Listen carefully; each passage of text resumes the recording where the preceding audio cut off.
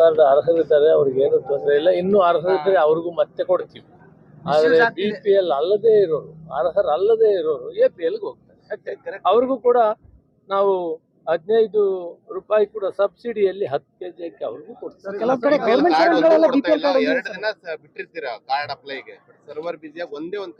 ತಿಂಗಳು ಸುಧಾರಿಸಬೇಕು. Complete server full time ಕೆಲಸ ಮಾಡ್ತದೆ. ಅದರದ್ದು ವೈಜ್ಞಾನಿಕವಾಗಿ ಸ್ವಲ್ಪ ತೊಂದರೆ ಇತ್ತು. ಈಗ 2 ಜಿಲ್ಲೆಯಲ್ಲಿ ಕೊಟ್ಟಿದ್ದೀವಿ.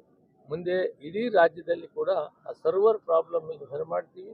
ಹೊಸ ಕಾರ್ಡ್ಗಳು ಜೆನ್ಯೂನ್ ಇರೋರು ಯಾರು BPL ಒಳಗಡೆ ಬರ್ತಾರೆ ಅವರೆಲ್ಲರಿಗೂ ಕೊಡ್ತೇವೆ. ಅದರ ಬಗ್ಗೆ ಈಗ ಅಕ್ಕಿ ಕೊಡುವ ಚಿಂತನೆ ಮಾಡಿದ್ದೀವಿ.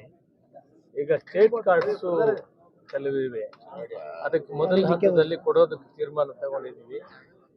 ಅದಾದ್ಮೇಲೆ ಒಟ್ಟಾರೆ ಈ BPL ಕಾರ್ಡ್ ಹೋಲ್ಡರ್ಸು ಸುಮಾರು 4,35,00,000 ಇದ್ದಾರೆ. ಇದಕ್ಕೆ ಕೊಡುವಂತ ಯೋಚನೆಯನ್ನು ಮಾಡಿದ್ದೀವಿ. 2 ವಿಷಯಗಳು ನಮ್ಮ ಮುಂದೆ ಇದೆ. ಧಾನ್ಯಗಳನ್ನ, ಬೇಳೆ, ಎಣ್ಣೆ ಎಲ್ಲ ಕೊಡಬೇಕು ಅಂತ ಬಹಳಷ್ಟು ಜನ, 190 ಜನ ಹೇಳಿದ್ದಾರೆ. ಸನ್ಮಾನ್ಯ ಮುಖ್ಯಮಂತ್ರಿಗಳು ಎಲೆಕ್ಷನ್ ಮೊದಲು ಘೋಷಣೆ ಮಾಡಿದ್ದಾರೆ, ನಾವು 10 kg ಅಕ್ಕಿ ಆಗಲಿ ಧಾನ್ಯಗಳಾಗಲಿ ಕೊಡ್ತೀವಿ ಅನ್ನೋ ಮಾತನ್ನು ಹೇಳಿದ್ದಾರೆ. ಅದಕ್ಕೆ ಬದಲಾಗಿ DBTಯನ್ನು ಕೊಟ್ಟು ನಮ್ಮ ಮಾತು ಉಳಿಸ್ಕೊಂಡಿದ್ದೀವಿ.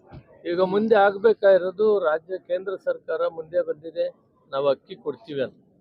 ಮೊದಲನೇ ಹಂತದಲ್ಲಿ ರಾಜ್ಯಕ್ಕೆ ನಾವು ಕೇಂದ್ರದ ಬಿಟ್ಟು ರಾಜ್ಯದಿಂದ ಕೆಲವು ಕಾರ್ಡ್ಗಳಿಗೆ ನಾವು DBT ಕೊಡ್ತಾ ಇದ್ದೀವಿ. BPL ಇದ್ದಾರೆ, ಅವ್ರು ಸುಮಾರು 13-14 ಲಕ್ಷ ಕಾರ್ಡ್ ಇವೆ.